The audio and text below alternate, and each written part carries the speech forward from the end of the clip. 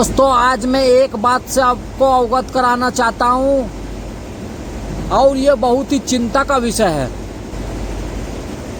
हाँ, ये मौत जो है एक बहुत कड़वा सच है। कोई अमीर हो या हो गरीब, ये सभी के दरवाजे पर नाचने वाला है और स्वीकार भी हम सभी लोगों को इसे करना ही पड़ेगा।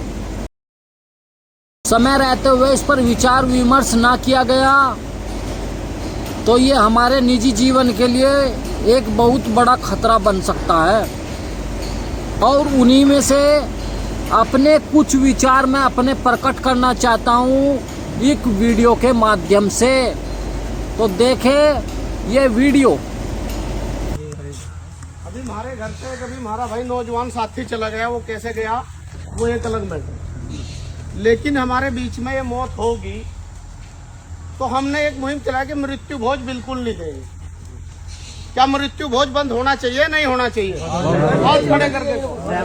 बंद होना चाहिए। अब एक चीज बताओ, इसके दो बच्चे हैं, कहाँ हैं? यही है, छोटे छोटे तीन है जी, तीन एक बेटी है। इसे ना नू पता के मृत्यु भोज क्या है, ना नू पता कफन क्या है, पता तो नहीं बेटे।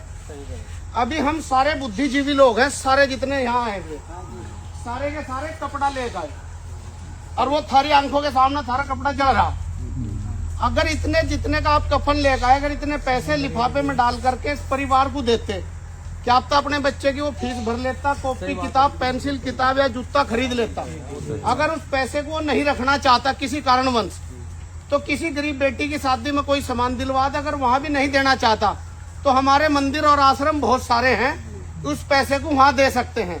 अब देखिए यहाँ फूक रहा कपड़ा, इसका कोई फायदा होगा? सच्चाई बताओ, कोई फायदा तो नहीं हुआ। तो आज एक शपथ लो, क्योंकि सारे पढ़े लिखे सारे बुद्धिजीवी लोग हैं, कि किसी के भी घर पर कपड़ा नहीं ले जाने के और ना मृत्यु भोज खाएंगे ना खिलाएंगे।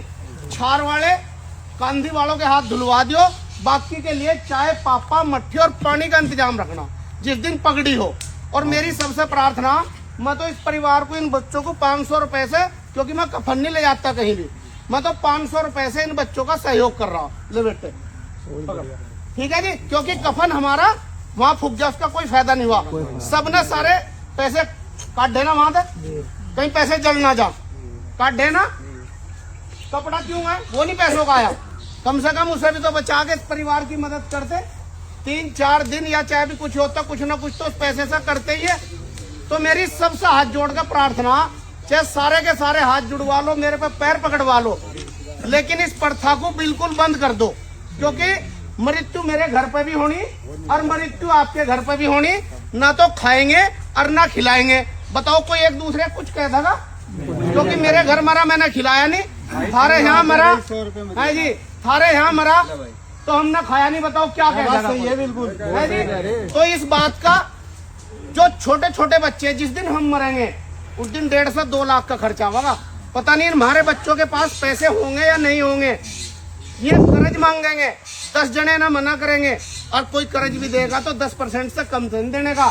तो ये कर्ज तारते तारते मर जाएंगे। तो हम अपने बच्चों को खुद ही कर्ज में बांध कर जा रहे हैं। और जब ये प्रथा ही हम बंद कर देंगे, तीसरी पीढ़ी को नहीं रहेगा, या था ही नहीं कोई